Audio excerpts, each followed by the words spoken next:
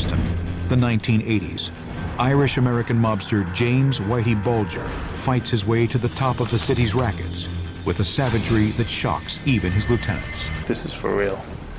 People really do get killed, and I'm part of it now. Whitey Bulger is untouchable. The cops seem powerless. This guy would put a bullet in your head without any remorse at all. For 20 years, Whitey Bulger is secretly protected by rogue FBI agents. If the law enforcers are the law breakers, then the whole system fails. In a barrage of bullets and blood, James Whitey Bulger's Irish mob weaves a web of corruption, double cross, and murder that rocks Boston to its core.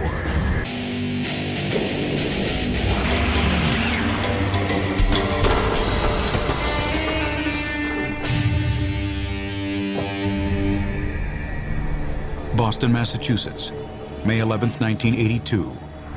Early evening. In a waterfront bar, Brian Halloran, a small-time hood, is having dinner with an associate. Familiar with the city's Irish-American mobsters, he's being watched, but not by the cops. A young man named Kevin Weeks keeps Halloran under surveillance. I was in the lookout car. I called the hit-in. Halloran and Weeks both work for Irish-American gangster James Whitey Bulger. We were looking for Brian Halloran for a while. He was cooperating with the FBI, I believe, on a couple of murders, saying that Jim Bulger committed them. Ratting to the cops is unforgivable. Bulger plans to make an example of Halloran. Basically, what he was sending a message is, if you're going to cooperate against me, I'm going to kill you. Weeks is equipped with binoculars and a CB radio. I picked up the walkie-talkie and I let him know that he was coming out. I knew that somewhere down the line there would be violence, you know, more than beating people up and stuff. But when that comes, you're never totally prepared for it. Bulger and a triggerman screech into the lot. Jim Bulger shot him with a .30 caliber carbine and with a machine gun from the backseat. The driver was dead instantly. Panic-stricken witnesses dive for cover. Kevin Weeks looks on as Brian Halloran staggers out of the car. Brian Halloran was still alive. He got out and started walking backwards. Jim Bulger just took the rifle and started pumping bullets into him. For Weeks, the Halloran murder is a rite of passage. It makes him a full-fledged member of Whitey Bulger's inner circle. At that point, I realized my life had changed, that there was no going back. So I decided, well, if I'm going to be a criminal, I'm going to be the best criminal I can. In the 1980s, Boston is no stranger to gangland slaying.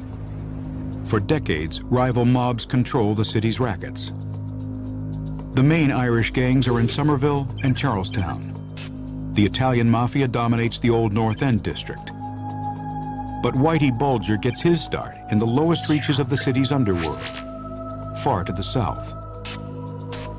South Boston, an area locally known as Southie, is a cramped grid dominated by 3 Depression-era housing projects. 40% of Boston's population is of Irish heritage. The city was the first in America to hold an annual St. Patrick's Day parade. In Southie, Boston's Irish Catholic heart beats strong. South Boston was predominantly an Irish ghetto, and it was just a very insular area. Nobody ever went over into South Boston unless they were from South Boston. Southie is a poor neighborhood, but some managed to prosper. During the 1960s, Bulger's brother Billy is an ambitious local Democrat. By the 80s, he's the state Senate president with political links that reach as far as Washington, D.C. Yet Billy still lives in South Boston, staying close to his roots and close to his criminal brother. The Bulger brothers live in a world where people aspire to a simple code. Look after your own, stand up for yourself. Disputes are settled by the fist. Men are expected to fight. It wasn't a matter of the fact that you had to win every fight, but you did have to show up. In this tough environment, Whitey Bulger stands out as tougher than most. He's served a 7-year stretch in Alcatraz for armed robbery. But he's a big fish in a small pond. During the 60s, the Southie area is barely on the radar of the Mafia and the main Irish gangs in Somerville and Charlestown. In the North End, the Mafia dominates the city's organized crime. From here, Mafia underboss Jerry Angiulo and his consigliere Larry Zanino take a cut from the scams run by other gangs. Crime in Southie is small time. But even here, gangsters still have to pay a street tax to the Mafia. Competing street gangs run nickel and dime gaming and protection rackets. Whitey Bulger is an enforcer and debt collector for one of them. But Bulger's gang has rivals. Seen here in a rare and battered old photograph, a cocky young group of robbers, among them, Pat Nee. We were thieves. We like to steal and we like to party. And we might make enough money on one score to last 2 or 3 months. But while we were out partying, we'd always be looking for the next one. Nee's gang operates in the South Boston docks, in what is now known as the Conley Terminal. One of their specialties is raiding parked trucks full of the daily catch. A lot of money in tuna fish and crab meat. A lot of money in items that are sold every day. Goods that are consumed every day. That's what you would like to steal.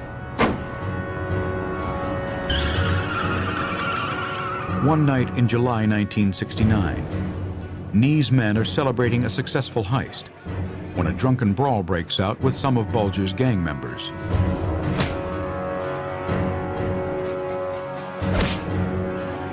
By chance, both Nee and Bulger are in another bar nearby when they hear what's happening. The two, soon to be rivals, share a ride to the fight. And when we pulled up, me and Whitey just kind of looked at each other. I said, well, it's the last time we'll be talking on this level. See you later. And he said, see you later. Then the shooting started. The war lasts from 1969 to 72. At first, it's Nee's gang who are on the receiving end, dodging Bulger's bullets in a deadly game of cat and mouse. But the war turns ugly when Nee's brother is murdered by a Bulger associate. When Peter got killed, I decided I could kill, and I started hunting.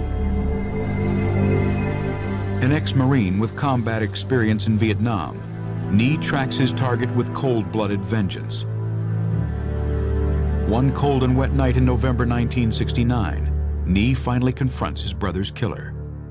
I finally trapped him coming home.